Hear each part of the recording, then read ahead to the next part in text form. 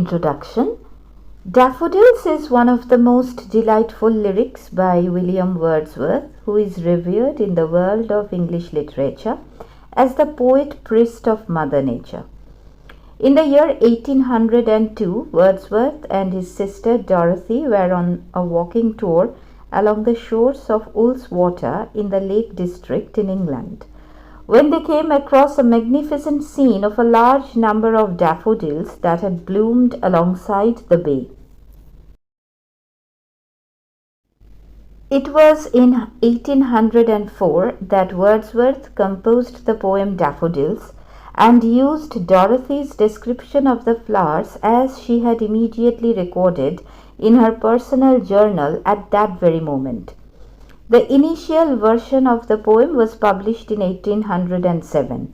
The second version of the poem, with the addition of the fourth stanza, was published in 1815. Summary and analysis. Stanza 1. Once during his aimless wandering in the valleys and hills of Lake District, like a lonely cloud, the poet came across the sight of an enormous number of daffodils that had stretched for miles altogether, as far as the eyes could see.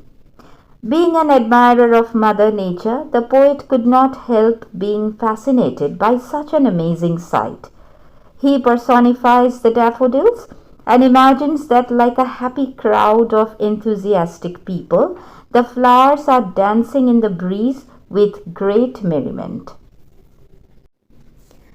In the second stanza, the poet uses a simile and compares the daffodils with a galaxy of stars.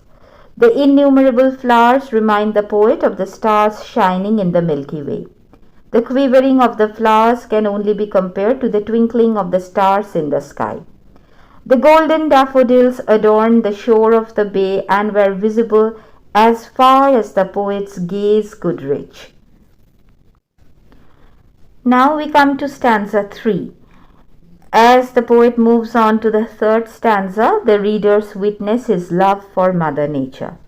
Wordsworth confesses that amid such a beautiful sight of golden daffodils fluttering in the breeze, the poet can only be happy. According to the poet, the daffodils are a great companion to be with. He looked on, and interestingly, at that very moment of joyful experience, he had no idea what pleasant memory he was creating for himself. In the final stanza, the poet now presents in very plain terms how the memory of the beautiful daffodils proved to be a blessing for the poet during his hours of loneliness. The expression bliss of solitude is very significant.